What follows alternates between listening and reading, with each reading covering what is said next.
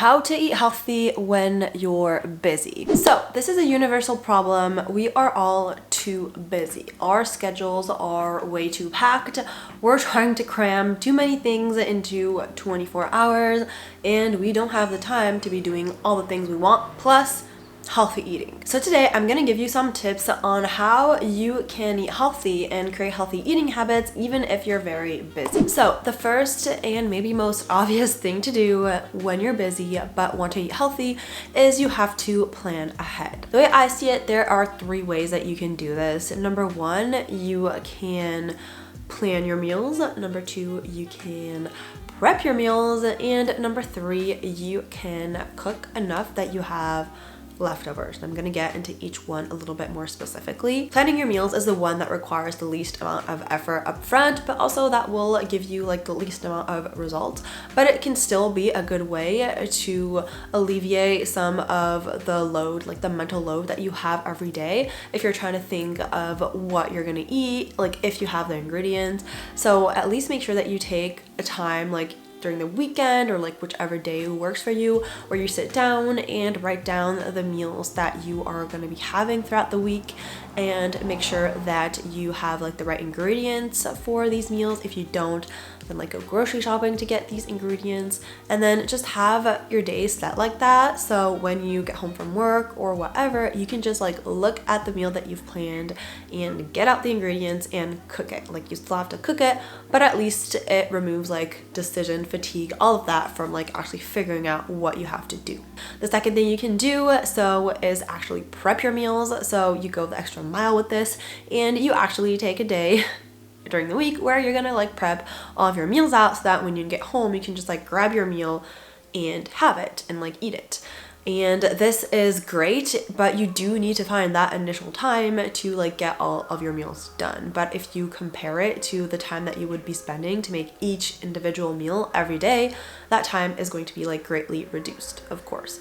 And if you don't want to go like this full length, you can also just take some time to like batch cook certain parts of your meals, like maybe batch cook the grains or like pre-cut the veggies or stuff like that. Or you could also do something that's a little bit in the middle, and it's what I do most of the time, and it's to make sure that you just cook enough so that you have leftovers. So for this technique, you need to like double or triple the recipe that you're making so that you can have enough of it to have for the meal the next day and like even the day after if you want. And so the benefits of this are that you're like still saving at least like 3 to 4 days of the week where you're not going to be cooking, if it's like the second day and you're just like eating your leftovers, but you still don't have to have like an entire day set out where you cook like all of your meals, so it's less time consuming like that. And also you still have like some type of like choice of the meals. You don't get sick of them. If you're making like meals for the whole week, eating the same thing for a whole week, you can get sick of that. So you don't have that here, so that can be a positive thing to do. You can also like mix and match all of these, just find something that works for you, but the key thing to do is really that you plan ahead. Secondly, you can simplify recipes. So first off, you can find recipes that are pretty simple, that don't require a ton of ingredients, that don't require a huge amount of prep time, or even if they like take a long time overall, if it's like mostly just cooking time that you can just like let it cook and then go do something else, those are the recipes that you want to be looking for. Healthy eating doesn't have to be complicated, but there can be some instances where you want to make recipes that are a little bit more complicated, or maybe recipes that you already have and that you like but you just never make them because they are too long and elaborate. Well, what you can do is take some steps to simplify them. So first thing, you can take away a lot of the ingredients without, obviously the ones that don't completely change the recipe. Some ingredients are hard to find and they can also be like long to prep, so you can just like forget some of the ingredients, and for other ingredients you can just simplify their prep time. So for instance, you can use frozen veggies that have already been peeled and cut and like ready to go, or like canned veggies, jarred veggies, anything like that. For instance, I never buy like butternut squash whole. It just takes way too long to like peel and cut it, so I know that I just end up never doing the recipes that have it, so I just buy it frozen. It's already in chunks. It's way easier.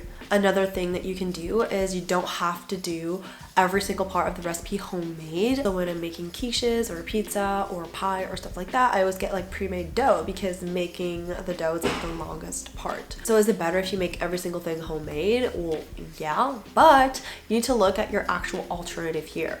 Your alternative is probably not making everything from scratch. It's probably ordering pizza. Stock up on healthy yet convenient alternatives. This kind of goes with what I was saying just earlier about simplifying recipes, but basically it's important that you make the healthy options as convenient as like the unhealthy or like takeout options, all of that, because a lot of the times that's also why we reach for these foods. It's because they're just convenient. Like I said, frozen canned jarred veggies are great. You can also get like canned legumes so that you don't have to like soak them, and you can just like microwave them. It takes just a few seconds. You can also get some grains pre-cooked. I always have a bag of microwavable rice on hand just in case I don't have the extra 10 to 15 minutes required to cook rice.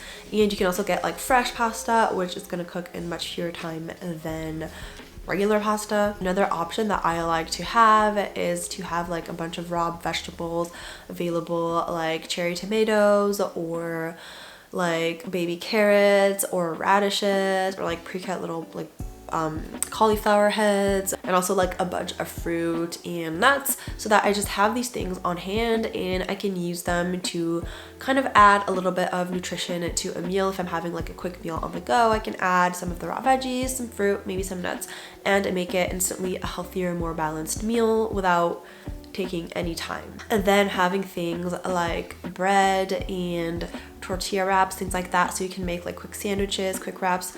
That is a thing to always think of having on hand because it's just an easy way. Again, you can just put in a bunch of veggies in there and like maybe put some hummus, and you have like a healthy, balanced lunch that is ready in a few minutes. Use time-saving appliances. When you're short on time but still want to cook healthy, balanced meals, there are appliances that can help you. So obviously there are certain ones that are where you can just like throw everything in there. I think it's like Instapot or Crock-Pot, stuff like that. Thermomix, things like that. You can just put the stuff in there and it will do like all the work for you. So that's amazing. But there are also things that you can do that is going to help like speed up the cooking process if it's not just like set it and then go.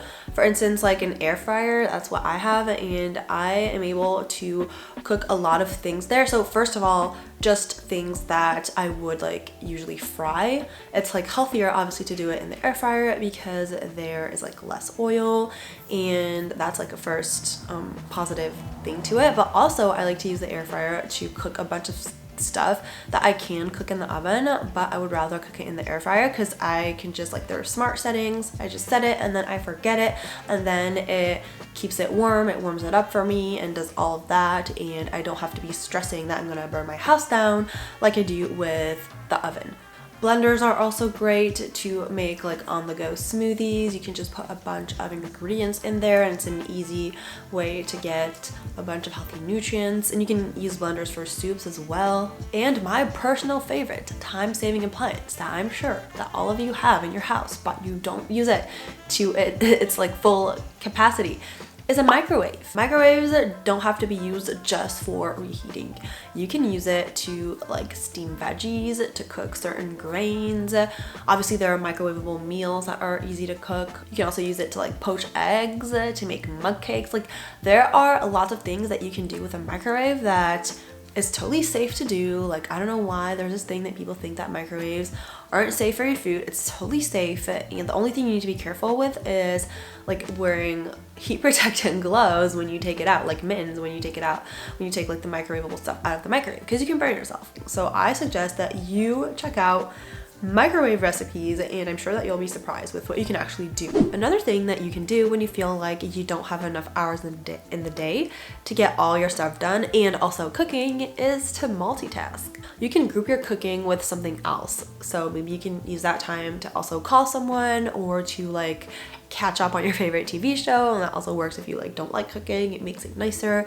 Listen to a podcast or listen to notes, like vocal notes, somebody's vocal notes from like a meeting that you have to listen to or whatever, or just use this time to involve your kids so that you're actually like spending time with your kids and like bonding time with your kids or with your partner, or like call a friend or whatever you want to do to make this time a little bit funner. You can also clean your kitchen while you're cooking, so that's at least done. Now, it's also important to remember that ordering in doesn't have to be unhealthy. If your schedule really prevents you from cooking most of the time, then it's okay to order stuff in or to eat out, of course, but that doesn't mean that you have to get super crazy, really processed, full fat, sugar, all of that options. You can totally go for the healthier alternatives. I know that often if you're eating out, you're like, oh, this is a treat, I want to like treat myself and have like this entire pizza or like have this thing, and that's great if you don't eat out regularly. But if it's something that you do really often, then